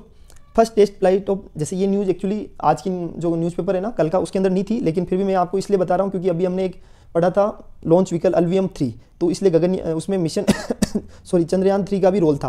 मतलब गगनयान मिशन भी अभी लॉन्च हुआ था, उसमें भी अल्वियम जो ये रॉकेट है उसका यूज़ किया गया था, तो इसलिए समझ लो। फर्स्ट अनमैन्ड मिशन है इंडिया का, किसके द्वारा? इसरो के द्वारा। गगनयान का शेड्यूल कैसे होगा? 3 फ्लाइट सेंड की जाएगी ऑर्बिट में, 2 तो अनमैन्ड होगी जिसमें कोई इंसान नहीं होगा और एक में ह्यूमन खुद इंसान को भेजा जाएगा, ठीक है। Orbital module will have 3 Indian astronaut including a woman, और जो ऑर्बिटल मॉड्यूल होगा जो जिसके अंदर ह्यूमन स्पेस फ्लाइट, उसमें 3 तो इंडियन एस्ट्रोनॉट होंगे जिसमें एक वुमन भी को भी भेजा जाएगा। ये सर्कल के मतलब अर्थ के चारों तरफ घूमेगी लो अर्थ ऑर्बिट पर कितने 5 से 7 दिन के लिए। और सेकंड जो मतलब पहला तो गगनयान लॉन्च कर दिया गया है मिशन, सेकंड जो मिशन वो सक्सेसफुली टेस्ट कर लिया गया है उसको। सेकंड के अंदर क्या होगा? व्योमित्रा एक रोबोट है, फीमेल रोबोट एस्ट्रोनॉट, उसको सेकंड टाइम भेजा जाएगा। कहाँ पे भेजा जाएगा? अंतरिक्ष के अंदर। और तीसरे टाइम पे किसको भेजा जाएगा? इंसान को भेजा जाएगा, जिसमें 3 इंसानों को अंतरिक्ष में भेजा जाएगा 5 से 7 दिन के लिए। और इसमें पेलोड कौन कौन से? एक तो क्रू मॉड्यूल होता है, एक सर्विस मॉड्यूल होता है। क्रू मॉड्यूल का मतलब होता है space craft carrying human beings, ऐसे स्पेस क्राफ्ट जिसके अंदर ह्यूमन बींग्स मतलब क्रू मॉड्यूल में ऊपर की साइड में तो जिसके अंदर इंसान क्रू मॉड्यूल में रहेंगे, वो एक कमरा होगा जिसके अंदर इंसान रह सकते हैं, 3 इंसानों का उतना ही कमरा होगा। और सर्विस मॉड्यूल में क्या होगा? वो उसके अंदर 2 लिक्विड प्रोपेलेंट मॉड्यूल लगे होंगे, 2 लिक्विड प्रोपेलेंट मॉड्यूल लगे होंगे जो क्या करेंगे उसको अंतरिक्ष में पहुंचाने का काम करेंगे, क्रू मॉड्यूल को। और जब अंतरिक्ष में क्या होगा, सर्विस मॉड्यूल तो अलग हो जाएगा क्रू मॉड्यूल से, और क्रू मॉड्यूल धीरे धीरे धीरे हमारी पृथ्वी के अंदर आ जाएगा और उसको समुद्र में सही जगह पर गिरा दिया जाएगा, और जिससे पैराशूट के थ्रू वो धीरे धीरे धीरे समुद्र के अंदर गिरा दिया जाएगा और उनको सेफली उन इंसान जो भी इंसान अंतरिक्ष के अंदर जाने वाले हैं उनको निकाल लिया जाएगा। अब इसमें लॉन्च व्हीकल कौन सा है, तो GSLV अंकित 3 को इसके अंदर यूज किया गया है। देखो लॉन्च व्हीकल मार्क 3, इस लॉन्च व्हीकल का यूज किया गया है किसके अंदर, मिशन गगनयान के अंदर। तो मैंने आपको ये सारी चीज़ें क्यों समझाई, सिर्फ ये एक पॉइंट के चक्कर में। लॉन्च व्हीकल मार्क 3 वो गगनयान के अंदर भी यूज किया गया था, चंद्रयान 3 में भी यूज किया, चंद्रयान 2 में भी यूज किया गया, इसलिए ये सारी चीज़ें मैंने आपको समझाई है। चलो ये टॉपिक भी कंप्लीट हो गया। तो आज हमने क्या क्या पढ़ा, इलेक्ट्रॉन बॉन्ड पढ़ लिया है, गगनयान भी समझ लिया जो कि पुराना टॉपिक था। उसके अलावा एक टॉपिक और क्या पढ़ा है हमने, जेनेरिक मेडिसिन, ब्रांडेड मेडिसिन, उस पर ऑथर की व्यू भी देख लिए हैं। और एक एडिटोरियल था जो कि चिकनगुनिया से रिलेटेड है। और एडिस इजिप्टो जो मॉस्किटो होता है उसका नाम याद रखना है। तंजानिया में पहला केस था 1952 के अंदर, और डेंगू वायरस के लिए भी एडिस इजिप्टो जो मच्छर होता है वही जिम्मेदार होता है। ठीक है, इसके बाद हमने और क्या देख लिया है, लॉन्च व्हीकल मार्क 3 LVM 3 को भी समझ लिया है। एंड हमारे जो लॉन्च व्हीकल्स है इसरो के और भी लॉन्च व्हीकल्स उनको देखा है। नेक्स्ट टॉपिक हमने एशियन कंट्रीज़ को अच्छे से समझ लिया है, एशियन इंडिया के रिलेशंस देख लिए हैं, एशियन चार्टर को समझ लिया है, एशियन समिट को देख लिया है, एशियन काउंसिल को देख लिया है, मिनिस्ट्रियल काउंसिल को। उसके बाद इसकी स्थापना 1967 में की थी। उसके अलावा इसके अंदर देश कौन कौन से, तो Indonesia, Malaysia, Philippines, Singapore, Thailand. उसके अलावा लाओस, ब्रुनेई, वियतनाम, म्यांमार और कंबोडिया, ये सारे 10 मेंबर्स इसके हैं। और इनकी जो मीटिंग होती है, मतलब प्रेसिडेंसी, चेयरमैनशिप, वो रोटेट होती है अल्फ़ाबेटिकल ऑर्डर पे। अल्फ़ाबेटिकल ऑर्डर पर इनका नाम ऑटोमेटिक, इनको अल्फ़ाबेटिकल ऑर्डर पर इनका नाम चेंज कर दिया जाता है, और उस हिसाब से इनको चेयरमैनशिप मिलता रहती है इंग्लिश में जो भी अल्फ़ाबेटिकल ऑर्डर है। उसके अलावा और क्या टॉपिक समझे हैं हमने, INS सुमेधा को देखा है, गल्फ ऑफ गिनी को देख लिया है। एंड उसके अलावा हमने यूनाइटेड नेशन सिक्योरिटी काउंसिल को देख लिया है, ये टॉपिक देख लिया है। अब एक टॉपिक और क्या आया है, इसको भी मैं समझा देता हूँ साथ के साथ ही। ये सिर्फ न्यूज़ है, ये एक्चुअली क्या हर न्यूज़पेपर में आई है, तो इसको बताना मेरे को आपके लिए बहुत ज़रूरी हो जाता है कि why adultery was struck off IPC and why house panel wants to make it a crime again. अभी क्या हुआ, देखो मैं एक चीज़ समझा देता हूँ। एक हस्बैंड मतलब पति पत्नी होते हैं, उसमें जैसे फीमेल होती है वो अपने एक दूसरे आदमी के साथ में सेक्सुअली इंटरकोर्स कर रही है अपनी सहमति से। ठीक है, इस केस में क्या हो गया कि इसको बोला जाता है एडल्ट्री, यानी जो फीमेल है जिसकी शादी हो चुकी है वो एक दूसरे आदमी के साथ में, मेन के साथ में रिलेशनशिप बना रही है, वो भी अपनी सहमति से, इसको एडल्ट्री बोला जाता है। तो इस केस में पहले क्या किया जाता था, जो इंडियन मतलब जो क्रिमिनल कोड था, क्रिमिनल प्रोसीजर कोड, उसके अंदर CPC के अंदर क्या किया जाता था इसको एक क्राइम माना जाता था। एंड लेडीज़ को तो उसमें कोई पनिशमेंट नहीं मिलती थी, लेकिन जो वो मेन है, जो कि दूसरा मेन है, जो कि उसका कोई मैरिज और रिलेशनशिप नहीं है, उसके ऊपर केस लग जाता था और उसको जेल की सज़ा होती थी उसके अंदर, क्रिमिनल प्रोसीजर कोड के तहत। तो सुप्रीम कोर्ट इस मामले में बीच में आया 2018 में, और सुप्रीम कोर्ट का केस क्या था, Joseph Shine versus Union of India case में सुप्रीम कोर्ट ने बोला कि ये तो जेंडर पार्शियलिटी है, गलती दो इंसान कर रहे हैं, वो भी अपनी इच्छा से कर रहे हैं, तो जब दोनों को ही सज़ा मिलनी चाहिए या मिलनी नहीं चाहिए। और जब दोनों एक दूसरे के साथ आपसी सहमति से कोई भी काम कर रहे हैं तो इसको ना तो रेप बोल सकते हैं, क्योंकि दोनों अपनी इच्छा से कर रहे हैं, तो इसको रेप नहीं बोला जा सकता। और उसके अलावा केवल एक व्यक्ति को पनिशमेंट देना ये भी गलत है, तो इसलिए उन्होंने इस क्राइम को ही नलीफाई कर दिया और इसको बोल दिया कि ये अनकॉन्स्टिट्यूशनल है। ऊपर से सुप्रीम कोर्ट ने और क्या बोला कि जहाँ पर दोनों एक दूसरे के साथ मतलब अपनी सहमति से काम कर रहे हैं, तो इसके लिए सुप्रीम कोर्ट ने बोला कि ये एक तरह से वायोलेशन है किसका, आर्टिकल 21 एंड आर्टिकल 14 के अंदर।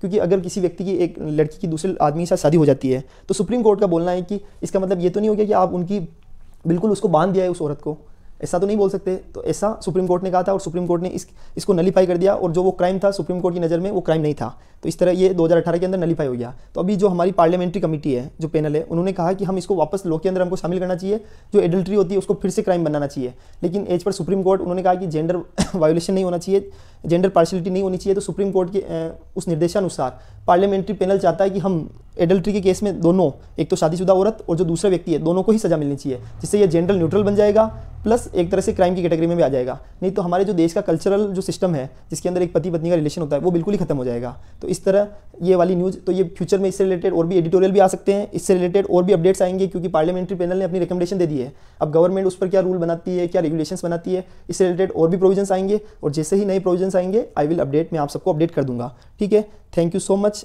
आज हमने सारे टॉपिक्स पढ़ लिए हैं अच्छे से, सारे एडिटोरियल देख लिए हैं। आपको भी लगा होगा आज कितनी इंपॉर्टेंट न्यूज़ आई है। मैं एक्चुअली जीका वायरस को भी ऐड करना चाह रहा था, बट वो बहुत ज़्यादा आपके लिए हेवी हो जाता है, हेवी डोज, इसलिए मैंने कहा आज नहीं पढ़ेंगे उसको, और धीरे धीरे हम बॉडी को भी स्टार्ट कर देंगे। क्वेश्चन आपको ये वापस आंसर देना है, which country has the largest area of tropical rain forest, Indonesia, Brazil, Congo, USA। इसका आंसर मैं आपको कल अपडेट करता हूँ। Thank you so much. जय हिंद, जय भारत, भारत माता की जय। और मैं टेलीग्राम का लिंक भी दे रहा हूँ साथ में, आप उसको ज्वाइन कर लीजिए, आपको वहाँ PDF मिल जाएगी। और अगर मेरी लेक्चर्स में कुछ भी कमी है 1% भी, और 0.01% भी आपको कहीं कमी दिखती है तो आप उसको बोलिए, मैं 100% उसको इंप्रूव करूँगा। मैं एक अच्छा लर्नर हूँ और मैं चाहता हूँ कि आप मेरी कमियाँ बताएं और मैं उनको इंप्रूव करूँ ताकि मैं आगे बढ़ूँ। और अगर आपको अच्छा लगता है मेरे लेक्चर्स तो प्लीज़ चैनल को शेयर एंड सब्सक्राइब कीजिए। Thank you so much.